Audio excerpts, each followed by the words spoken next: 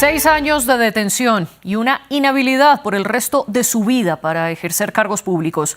Esa fue la sentencia que confirmó la Corte Suprema de Justicia de Argentina en contra de la expresidenta Cristina Fernández de Kirchner. El máximo organismo judicial ratificó así la decisión que había tomado en 2022 el Tribunal Oral en lo Criminal Federal y el fallo de 2023 de la Cámara Federal de Casación Penal.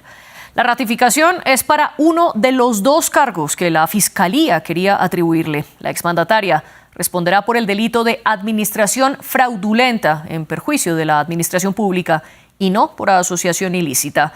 Ambas acusaciones están relacionadas con la llamada causa vialidad. Tanto en su presidencia como en la de su esposo Néstor Kirchner, le asignaron 51 obras públicas al empresario y amigo Lázaro Báez en la provincia sureña de Santa Cruz. Según la justicia, hubo sobrecostos para compartir el excedente entre Báez y la familia Kirchner. Samuel Salgado Castro nos explica más de este caso. Gracias por tanto. Es la primera vez que un expresidente de Argentina cumplirá una condena de prisión por causas de corrupción. La Corte Suprema de Justicia confirmó la culpabilidad de Cristina Fernández de Kirchner en la conocida como causa vialidad, por la que deberá cumplir 6 años de prisión y una inhabilitación de manera perpetua para ejercer cargos públicos. El proceso recibe su nombre por la Vialidad Nacional, un organismo estatal argentino que se encarga de la planificación, construcción, conservación, mejoramiento y mantenimiento de la infraestructura vial del país sudamericano. En 2016, durante la presidencia de Mauricio Macri, Vialidad Nacional denunció que una empresa llamada Austral Construcciones tenía adjudicados cerca del 79% de las obras viales que se realizaron en Santa Cruz, con un sobreprecio estimado del 50% por encima del mercado, durante los mandatos de Cristina y Néstor Kirchner. Detrás de la empresa Austral Construcciones, el empresario y también condenado Lázaro Báez, amigo cercano de la familia Kirchner y cuyo patrimonio aumentó 1.200% entre 2008 y 2013. Según la decisión final de la Corte Suprema, la exmandataria de izquierdas es culpable del delito de administración fraudulenta en el marco de 51 licitaciones de obra pública en la provincia de Santa Cruz, adjudicadas a las sociedades controladas por Lázaro Báez. 6 años después de la denuncia de Vialidad Nacional y tras 9 audiencias de alegatos, en agosto de 2022, los fiscales del caso concluyeron que Cristina fue la jefa de una asociación ilícita para favorecer con fondos públicos a su socio Báez. Los fiscales pidieron 12 años de prisión y una inhabilitación de por vida para ejercer cargos públicos. En diciembre de 2022, el Tribunal Oral Federal II rebajó el pedido de pena a 6 años de prisión y la absolvió de la acusación por asociación ilícita. Una sentencia confirmada por la Cámara Federal de Casación Penal y finalmente ratificada por la Corte Suprema el martes, tras el último recurso judicial agotado por Cristina. Otras 8 personas también fueron condenadas, entre empresarios y exfuncionarios. A raíz de esta causa, nos preguntamos, ¿se politizó a la justicia para perseguir a la expresidenta de izquierda? ¿O hubo un fallo justo para salvaguardar el dinero público de la corrupción? Y además, ¿cuál será el futuro del kirchnerismo en Argentina? Ese es el debate de hoy en France 24. Yo soy María Clara Calle y les doy la bienvenida tanto a nuestra audiencia como a nuestros 2 invitados que en esta ocasión nos acompañan desde Buenos Aires. Está con nosotros Raúl Gustavo Ferreira, catedrático de Derecho Constitucional de la Universidad de Buenos Aires. Y también nos acompaña a esta hora Carlos Campolongo, abogado, psicólogo, docente y analista político. Bienvenidos ustedes a esta mesa de discusión y antes de comenzar nuestro programa, los invito a que nos sigan en nuestras redes sociales. Estamos como @France24-ES y mi cuenta personal es @MariaCleaguirre. Y también pueden ver todos los episodios del debate en nuestro canal de YouTube y escucharlos a través de Apple Podcasts, Spotify, Deezer y TuneIn. Raúl Gustavo Ferreira, tanto a usted como a Carlos les propongo que primero analicemos el caso como tal para entenderlo y explicarlo ante nuestra audiencia internacional y luego sí comprender un poco más las consecuencias políticas. Partiendo entonces del caso como tal, ¿cómo lo define usted? La Argentina tiene una de las constituciones más antiguas del mundo, que es de 1853, reformada en 1994. Es una constitución de sesgo presidencialista en la cual hay una figura que es el jefe de gabinete, que es clave para toda esta exposición. El presidente de la República tiene la responsabilidad política de la administración del país, pero no tiene la responsabilidad jurídica que se delega en el jefe de gabinete. En este caso en particular, el instrumento reformado en 1994 se ha aplicado de esta manera. En el caso este específico que estamos hablando de la responsabilidad criminal por la cual se ha sentenciado a la expresidenta Cristina Fernández de Kirchner, a mi juicio es una conducta atípica porque no merecía ser enjuiciada de esta manera, dado que ella no tuvo responsabilidad ni dominio sobre los hechos que se realizaron. En segundo lugar, durante el proceso hubo una notoria violación de sus garantías constitucionales y, finalmente, se la condena por prueba indiciaria, es decir, por prueba que no es directa ni producida en los autos. Si esto fuera poco, se le negó en el proceso de defensa la producción de prueba decisiva para solucionar el pleito. En conclusión, estamos en presencia de una sentencia arbitraria según la creación que ese nombre le puso la propia Corte Suprema de Justicia a las sentencias, que son una derivación irrazonada del derecho vigente y que no aplican la prueba colectada y decisiva en el expediente. Esto desde 1909. Lamentablemente, la Corte ha dictado esta sentencia, no ha revisado la causa y Cristina tendrá que cumplir la pena impuesta de 6 años de prisión más la inhabilitación perpetua. Usted dice entonces que esta sentencia es arbitraria, que la expresidenta no tuvo ninguna responsabilidad en este caso, que se le violaron algunas de sus garantías constitucionales y que tampoco hay pruebas directas en contra de ella concretamente y que aún así la condenaron. Carlos Campolongo, ¿usted está de acuerdo?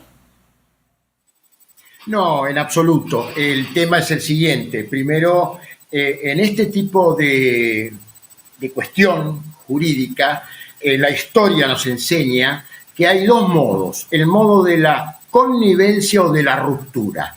Cristina Fernández de Kirchner, la expresidenta, eligió un término intermedio, no abolió toda la legalidad y legitimidad que tenía el tribunal, o los tribunales, porque fueron varias, los tribunales que estaban legítimamente constituidos. Ella hace un paralelismo con el general Perón permanentemente, se equivoca, porque el general Perón fue sometido arbitrariamente, sí, a cámaras especiales que se hicieron al efecto.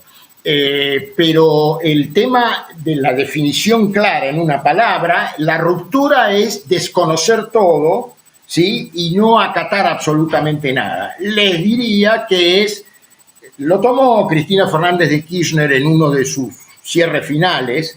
Fue el proceso de Berger, que es un abogado que se dedica mucho a este tipo de cuestiones, ha muerto ya, pone el ejemplo de Fidel Castro, que naturalmente el final que tomó fue copiado por la expresidente cuando dijo la historia me absolverá. Una frase muy fuerte y muy legítima para quienes están peleando por sus derechos. La otra cuestión es la connivencia o convivencia, y eso es lo que Cristina eligió, insisto, sin rechazar, ni siquiera yo diría políticamente las imputaciones serias que se habían hecho sobre el uso de los dineros mal habidos, y nadie nunca salió a, yo diría, explicar lo que la sociedad debería escuchar de parte de la propia imputada. Eso es obviamente una estrategia muy bien planteada. Yo no me voy frente al jurista que tengo, no voy a entrar en esa parte, porque no, lo único que voy a decir es que sí leí por allí un párrafo que decía, había oportunidad para presentar las impugnaciones a la cuestión del proceso. Y el doctor, el abogado defensor, dice, no los presentó. Eso es la parte jurídica mezclado con lo político. En lo político, le insisto, fueron casi 13 años, 12 años de juicio, y durante todo ese trayecto no escuché ninguna voz en el sentido de hacer al mismo tiempo una cuestión de persecución, aparentemente, según ellos, judicial, inventaron la teoría del lawfare y demás, que se mezcla con otros casos que también fueron dudosos en Sudamérica, como el caso de Lula, pero fueron de un orden distinto. Lo de Lula, o puede tomarse otro caso. Así que yo verdaderamente estoy en la posición, no me alegra esta situación, digamos, del país fundamentalmente, porque esto es un demérito, pero tampoco me voy a prender en las cuestiones de los discursos que quieren mostrarla absolutamente como inocente y perseguida. La plata desapareció. ¿Cómo desapareció? Bueno, podrán recurrir a un nuevo, digamos, a una nueva apelación, pero la cuestión es que acá el sentimiento generalizado es que no hubo una persecución política anudada a la situación jurídica. Por eso es muy confuso en ciertos aspectos. Sí, aunque usted dice que no quiere precisar en los aspectos jurídicos y que para eso está nuestro abogado constitucionalista, yo sí le quiero preguntar, Carlos, uno de los puntos que plantea Raúl, y es que en ningún momento la justicia pudo comprobar con pruebas directas que la expresidenta estaba involucrada en este caso. ¿Qué responde usted? Sí, yo lo he escuchado, esa argumentación. Obviamente yo no ejerzo ya la abogacía hace bastante tiempo, pero le diría que hay evidencias concordantes. Yo no voy a discutir esto, es lo que no voy a discutir porque yo no soy un experto en la doctrina y demás. No voy a discutir si está eso coagulado en el juicio o no, pero lo que sí le digo es que no hubo, inclusive ahí hay unos WhatsApp que están en discusión, que existió la oportunidad de poder invalidar, si se quiere, esa prueba, y parece que el abogado defensor de Cristina no lo hizo, pero a lo mejor fue por una concepción que tenía él. Pero insisto, en ese sentido no me voy a poner en tecnicismos. Miro, sí, el proceso, lo que ocurrió y lo que se percibe, digamos, como cuestiones que no han sido esclarecidas, ¿no? Sí, no en el juicio, me refiero a la conducta de la expresidenta. Usted se refiere quizás a los mensajes de WhatsApp que se conocieron de José López, en los que se estaban revelando, y esto entre comillas, una connivencia en el tramo final de la maniobra, que es tal cual como lo presentó la Fiscalía al momento de su acusación en contra de la expresidenta, y la Fiscalía planteaba que estos chats demostraban que sí había un plan para limpiar todo entre Lázaro Báez, el empresario, y Cristina Fernández de Kirchner. Raúl, ¿es prueba suficiente esto? ¿Toma la justicia una decisión entonces en derecho? Mire, quería comentar una cuestión. Acá se hizo mención a los juicios de connivencia y de ruptura, que fue una tesis de un abogado que terminó defendiendo nazis.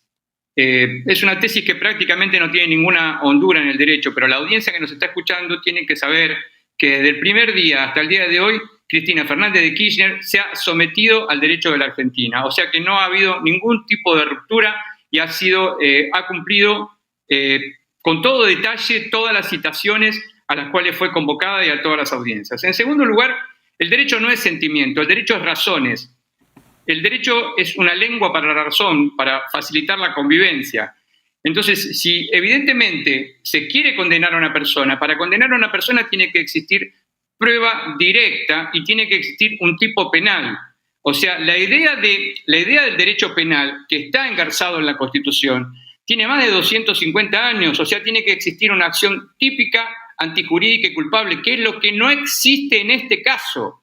En este caso, o sea, yo no estoy haciendo una defensa política de Cristina Fernández de Kirchner. Lo que le estoy diciendo es que para llegar a esta condena a Cristina Fernández de Kirchner hubo que violar la Constitución Federal de la República de Argentina y varios instrumentos internacionales que gozan de jerarquía constitucional de 1994. Así se llega a ese lugar. No se puede condenar, no se debe condenar en ningún país de Sudamérica, porque conozco todas las constituciones de todos los países sudamericanos.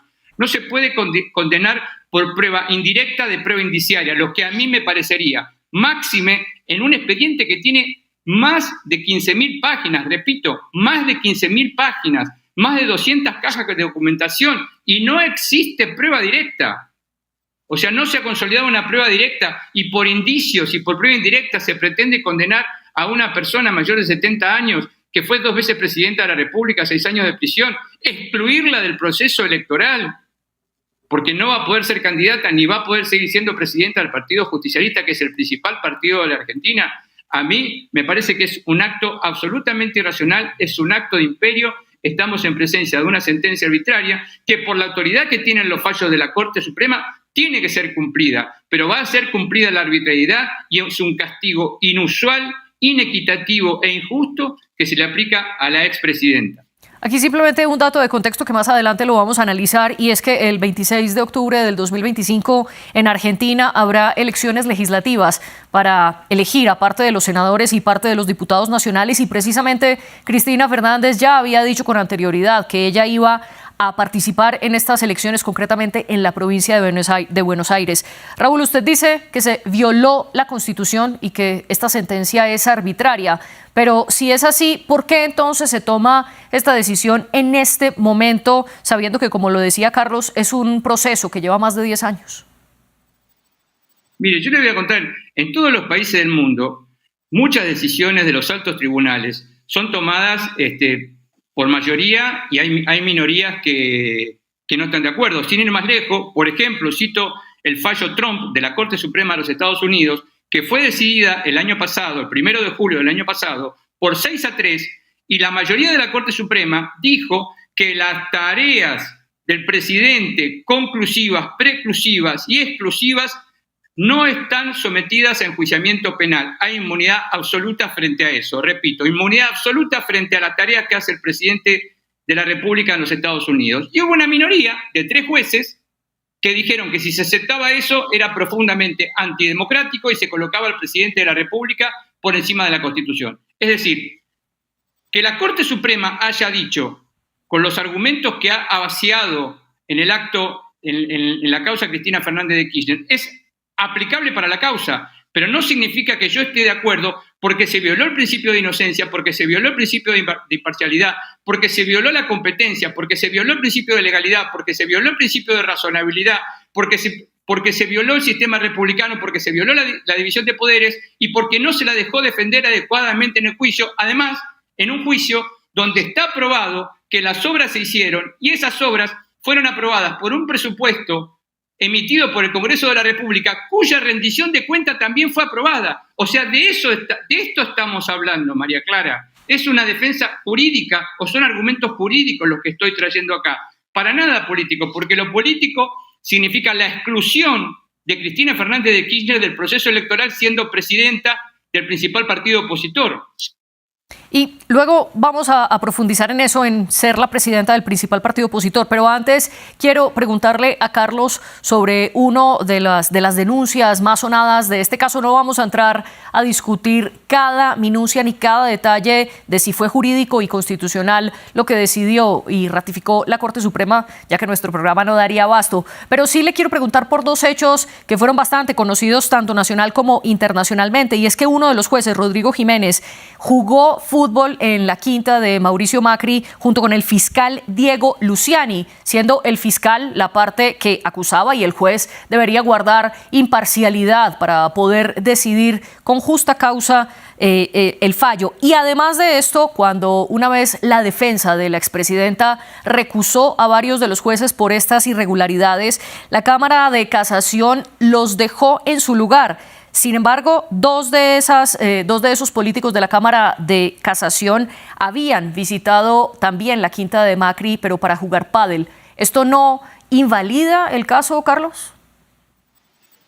A mí no me gusta ese comportamiento de los jueces, pero lo que pasa es que deberíamos abarcar, estimada María, una cuestión mucho más amplia de lo que es lamentablemente el comportamiento de algunos jueces, no de toda la justicia. Yo no voy a erosionar toda la justicia porque hay gente muy proba, pero bueno, esto lo venimos sobre todo en ciertos aspectos de la justicia que fueron creados en la justicia federal, me refiero en la época del presidente Menem, ha hecho una cosa que para mí es muy gravosa, que es la mayor parte de nuestra sociedad no tiene confianza en la justicia. Y esto es un tema que la conducción política debería haberlo modificado. Pero claro, en esto obviamente los vientos suelen soplar para el lado del poder de turno.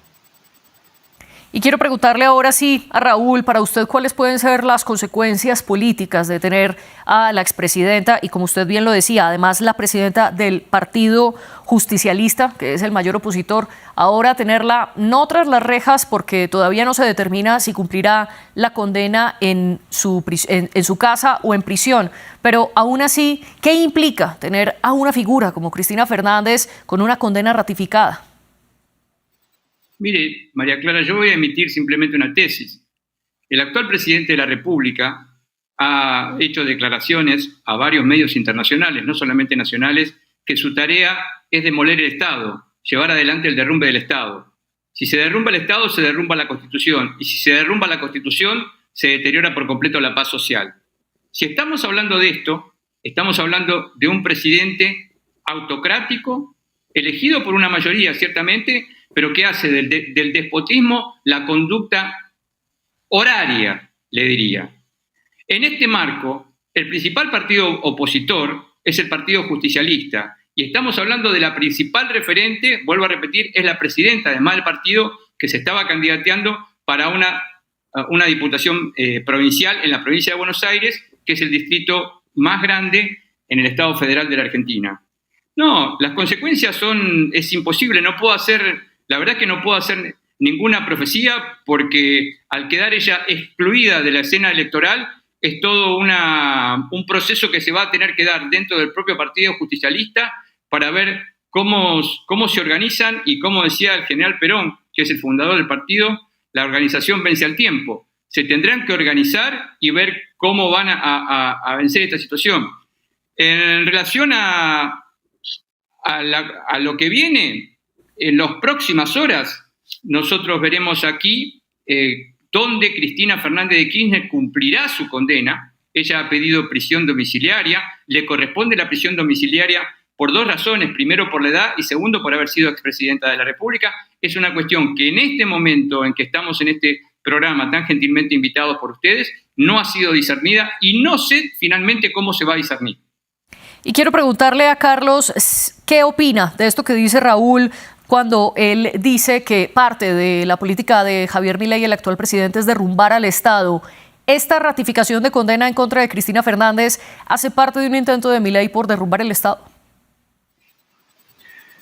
No. Yo no comparto para nada muchas de las cosas que enuncia el presidente de la Nación. Pero como decía Néstor Kirchner, no se fijen en lo que digo, sino en lo que hago.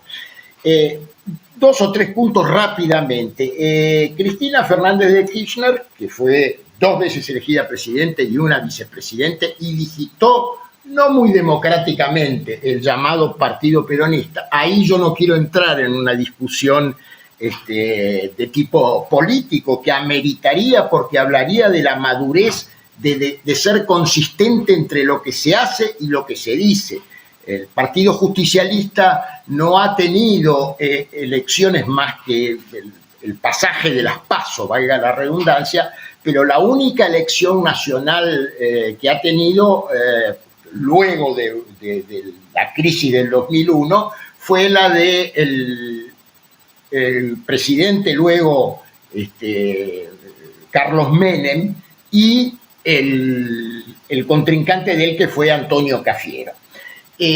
Yo lamentablemente, además, como me considero un observador comprometido cuando hago análisis, soy comprometido y conozco la historia del peronismo casi al dedillo desde que tengo uso de razón. Entonces yo miro las conductas y por eso le decía, es muy lindo cuando nos va mal tratar de aferrarse del ejemplo del general Perón. Eso es bárbaro, pero El general Perón, cuando lo derrocaron en el 55, dijo algo que es de sabiduría absoluta. Dijo, vean muchachos, si tenemos razón, hemos de volver. Y si no la tenemos, mejor que no volvamos.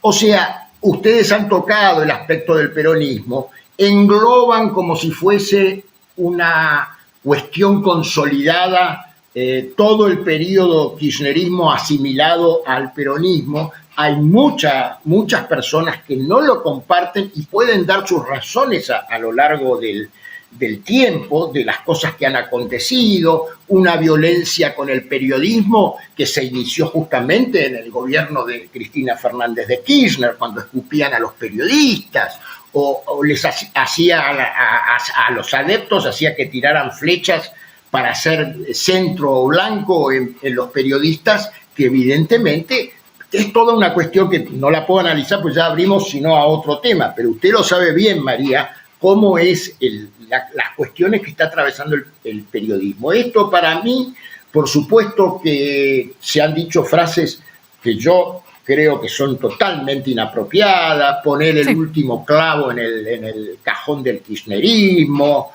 en fin, hasta los insultos de un lado y del otro.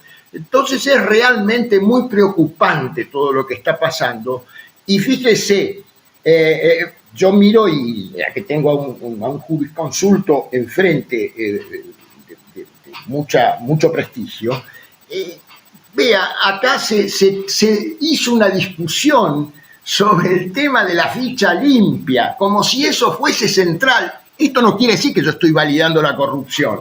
Lo que estoy diciendo es que se confunde. El derecho viene a coronar una situación social, no es que articula una como lo decían, si estamos hablando del Carlos. tiempo, entonces yo lo que digo es muy compleja la situación, más allá de esto que atravesó y que va a buscar ser víctima Cristina Fernández de Kirchner. Es su estilo. Ya hoy empezó a recorrer que el candidato va a ser el hijo. Bueno, estamos en un ensayo de nepotismo, pienso, qué sé yo, no sé. Carlos, y quiero recoger precisamente esa diferenciación que usted hace entre el peronismo y el kirchnerismo y también la última palabra que usted menciona, nepotismo. Raúl, todo esto para preguntarle, ¿podrá el Partido Justicialista y concretamente el kirchnerismo sobrevivir a la condena ratificada en contra de la expresidenta? ¿O por el contrario, esta ratificación lo que hace es impulsar al kirchnerismo en Argentina? Mire, mi especialidad es el derecho constitucional, no me dedico a la ciencia política. Lo único que les puedo decir a la audiencia que es un partido que nació el 17 de octubre de 1945 y se lo ha sentenciado a muerte no menos de 79 veces en los últimos 79 años. Es decir, que hablar de eso sería absolutamente inapropiado. Pero esto es un comentario como ciudadano. Lo que sí le puedo decir, como experto en derecho constitucional, que Cristina Fernández de Kirchner debería haber sido absuelta. Se violó la Constitución, se violaron los pactos internacionales, la sentencia es arbitraria, la Corte consolidó la arbitrariedad de sentencia y la sentencia es obligatoria para Cristina Fernández de Kirchner, pero no para mí, que soy profesor de Derecho Constitucional y puedo hacer estos comentarios gracias a ustedes. Y aunque usted bien explica que su área de experticia es el derecho constitucional, déjeme, le vuelvo a preguntar, ¿peca el kirchnerismo de nepotismo y sobre todo de depender en exceso de una única figura, en este caso de la expresidenta?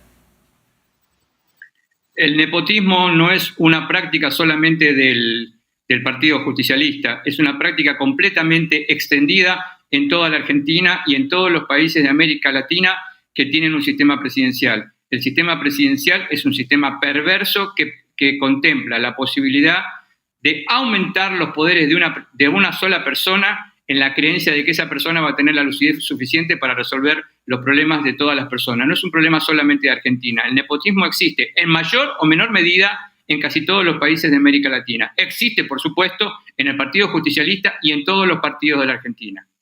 Carlos, y ahora quiero preguntarle lo mismo que le planteé antes a Raúl. ¿Esta ratificación de condena en contra de la expresidenta debilita o fortalece al kirchnerismo en Argentina, sobre todo de cara a las elecciones de octubre?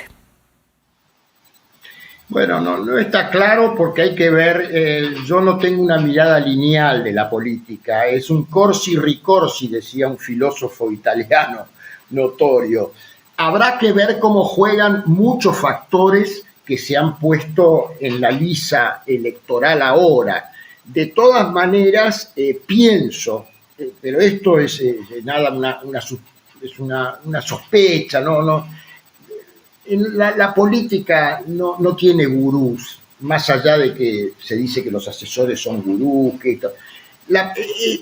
habrá que ver los comportamientos, cómo se dan. Yo creo que hoy por hoy, no sé qué puede pasar dentro de 8 o 9 meses, hoy por hoy al presidente Milei, más allá de todos los despropósitos que ha realizado, todavía tiene un resto, porque esto tiene que ver justamente con el diseño del kirchnerismo que estábamos hablando, la pérdida en nuestro país de la fe en la política, la pérdida de, yo le diría, hasta un romanticismo por la política, se ha trastocado en que muchos funcionarios, no todos, muchos funcionarios del kirchnerismo, cuando se están rosqueando, como se dice acá en la Argentina, los puestos y qué sé yo, no se preocupan tanto por las ideas, yo diría no se preocupan nada, se preocupan por algo que acá en la Argentina se llama, y la caja son lo que se llamaría en un país organizado en serio, se debería llamar presupuesto, no caja, porque eso no es para el peculio personal. Quiero también preguntarle a Raúl, usted insiste mucho en que esta sentencia es inconstitucional. ¿Se está politizando la justicia en Argentina durante un gobierno como el actual de Javier Milei?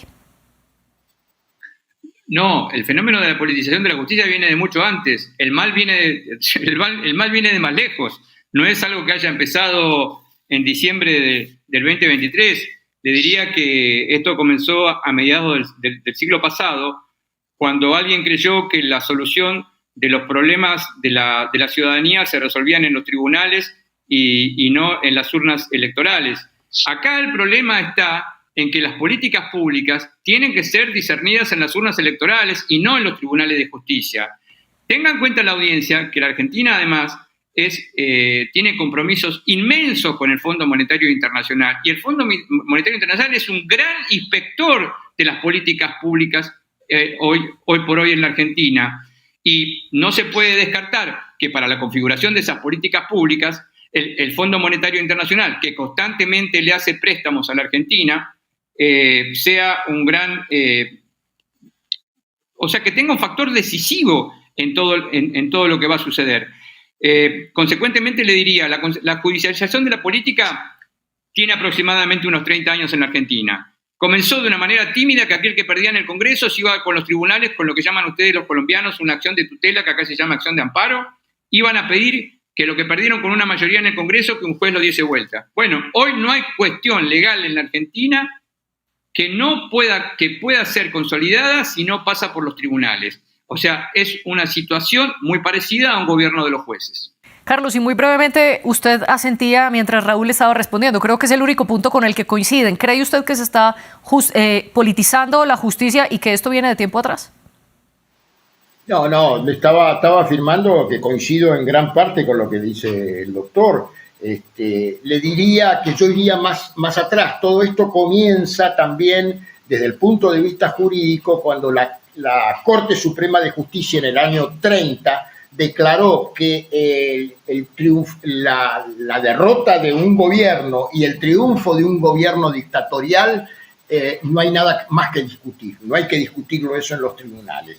Esto nos arroja naturalmente a todas unas etapas muy conflictivas de la historia de nuestro país, donde los conservadores hacían fraude, que lo llamaban fraude patriótico, y una serie de distorsiones que seguramente tienen que ver todavía con algo que yo mencioné al principio de la conversación.